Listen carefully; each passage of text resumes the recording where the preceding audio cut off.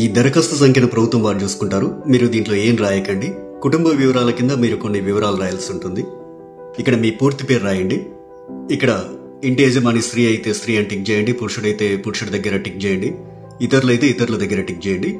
మీరు ఏ సామాజిక వర్గానికి చెందినవారో ఇక్కడ టిక్ చేయండి. ఎస్సీ అయితే ఎస్సీ దగ్గర, ఎస్టీ అయితే ఎస్టీ దగ్గర, బీసీ అయితే బీసీ దగ్గర, మైనార్టీ అయితే మైనార్టీ దగ్గర టిక్ చేయండి. ఎస్సీ ఎస్టీ బీసీ మైనార్టీ కాని వారు ఇతరుల దగ్గర టిక్ చేయండి. ఇక్కడ వారి పుట్టిన తేదీ, పుట్టిన నెల, సంవత్సరం వరుసగా ఇవ్వండి. 12 అంకెల ఆధార్ కార్డ్ నెంబర్ ఇందులో ఫిల్ చేయండి.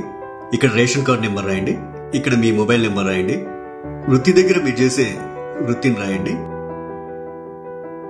ఇక్కడ మీ కుటుంబ సభ్యుల పేర్లు, వారి వివరాలు తెలపాలి. ఇక్కడ పేరు, అతను గాని ఆమె గాని మీకేమవుతారో, తల్లి అయితే తల్లి అని, భార్య అయితే భార్య అని, కొడుకు అయితే కొడుకు అని, కూతురు అయితే కూతురు అని నింపండి. వారు స్త్రీ అయితే స్త్రీ అని, మగవారైతే పురుషుడని. ఇక్కడ వారి పుట్టిన తేదీ, పుట్టిన నెల, సంవత్సరం వరుసగా ఇవ్వండి.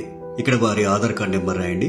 ఇలా మీ ఇంట్లో ఎంతమంది ఉంటే అంతమంది పేర్లు రాయండి. ఇక్కడ ఇక 2వ పేజీలో ఏం రాయాలో చూద్దాం. 10వ నెంబర్ దగ్గర మీ చిరునామా రాయండి. ఆధార్ కార్డులో ఉన్నట్లు మీ ఇంటి నెంబర్ ఇక్కడ రాయండి. మీ గ్రామం లేదా మున్సిపాలిటీ ఇక్కడ రాయండి.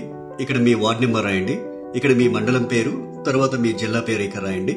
ఇప్పుడు అభయస్థం గ్యారంటీల సెక్షన్ కొద్దాం. గ్యారంటీల పథకాలు లబ్ధి పొందేందుకు మీరు ఏం చేయాలి, మీరు ఏ వివరాలు ఇక్కడ రాయాల్సి ఉంటుందనేది చూద్దాం. ఇక్కడ కావలసిన పథకాల లబ్ధి కొరకు మీరు టిక్ మార్క్ చేయాల్సి ఉంటుంది. మహాలక్ష్మి పథకంలో భాగంగా ఇక్కడ 2 పథకాలు ఉన్నాయి. మొదటిది ప్రతి నెల 2500 ఆర్థిక సాయం పొందేందుకు ఇక టిక్ మార్క్ పెట్టండి. ఇక రెండోది 500 రూపాయలకు గ్యాస్ సిలిండర్ పొందేందుకు ఇక టిక్ మార్క్ పెట్టండి. 500 రూపాయలకు గ్యాస్ సిలిండర్ కి సంబంధించి మీరు కొన్ని వివరాలు నింపాల్సి ఉంటుంది. మొదట ఇక్కడ మీ గ్యాస్ కనెక్షన్ నెంబర్ రాయండి. ఇక్కడేమో మీకు గ్యాస్ సరఫరా చేస్తున్న కంపెనీ పేరు రాయండి. మీరు సంవత్సరానికి ఎన్ని గ్యాస్ సిలిండర్లు వాడతారో ఆ సంఖ్యని ఇక్కడ రాయండి. రైతు భరోసా పథకం కింద లబ్ధి పొందేందుకు ఇక్కడ కొన్ని వివరాలు ఇవ్వాలి. రైతులు ప్రతి ఏటా ఎకరానికి 15,000 రూపాయలు పొందేందుకు ఇక్కడ వివరాలు ఇవ్వాల్సి ఉంటుంది. మీరు రైతు అయితే ఇక్కడ టిక్ మార్క్ పెట్టండి. ఒకవేళ మీరు కౌలు రైతు అయితే ఇక్కడ టిక్ మార్క్ పెట్టండి. ఇక్కడ మీ పట్టాదారు పుస్తక నెంబర్లు రాయండి. మీరు సాగు చేస్తున్న భూమి వివరాలు అంటే సర్వే నెంబరు, విస్తీర్ణం అలాంటి వివరాలన్నీ ఇక్కడ రాయండి. మీరు వ్యవసాయ కూలీలైతే ఏటా ఇచ్చే 12,000 రూపాయల కోసం ఇక్కడ టిక్ మార్క్ చేయండి. ఇక్కడ మీ ఉపాధి హామీ కార్డు నెంబర్ రాయండి.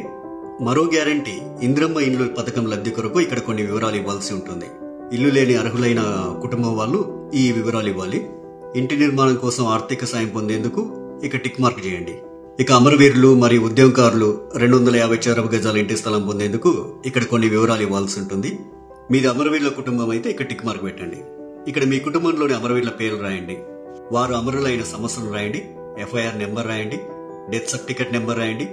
ఒకవేళ ఉద్యమకారులైతే మీరు తెలంగాణ ఉద్యమంలో పాల్గొన్నట్లయితే అవును అని ఉంది కదా, ఈ బాక్స్ దగ్గర టిక్ మార్క్ పెట్టండి.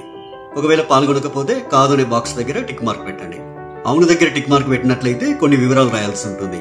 సంబంధిత FIR నెంబర్ మరియు సంవత్సరం ఇక్కడ రాయండి.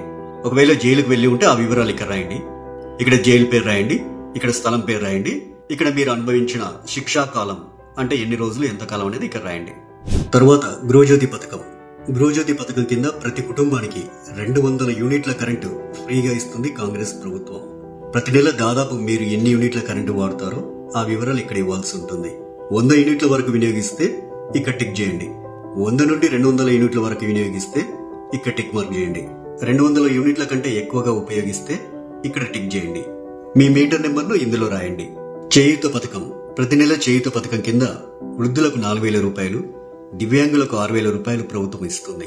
మిమ్మల్ని దివ్యాంగులుగా గుర్తిస్తూ ప్రభుత్వం మీకు ఇచ్చిన సదరం సర్టిఫికేట్ నెంబర్ ఇక్కడ రాయండి. మిగతా వారు వృద్ధులైతే ఇక్కడ, గీతా కార్మికులైతే ఇక్కడ, డయాలిసిస్ బాధితులైతే ఇక్కడ, బీడీ కార్మికుల జీవన భృతి పొందే వాళ్ళైతే ఇక్కడ, ఒంటరి మహిళా జీవన భృతి పొందాలనుకునే వారు ఇక్కడ, వితంతు పెన్షన్ కోసం ఇక్కడ టిక్ మార్క్ చేయండి. చేనేత కార్మికులైతే ఇక్కడ టిక్ మార్క్ చేయండి. ఎయిడ్స్ వ్యాధిగ్రస్తులైతే ఇక్కడ టిక్ మార్క్ చేయండి. పైలేరియా బాధితులు ఇక్కడ టిక్ మార్క్ చేయండి. బీడీ టేకేదర్ జీవన భృతి వాళ్ళు ఇక్కడ టిక్ మార్క్ చేయండి.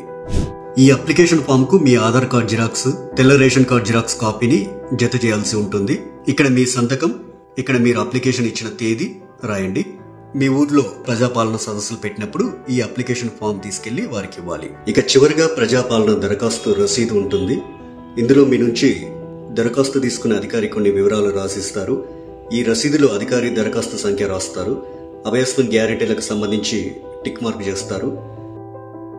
తదితర వివరాలన్నీ కూడా రాస్తారు. చివరగా అధికారి తన సంతకం చేసి మీకు రసీదునిస్తారు.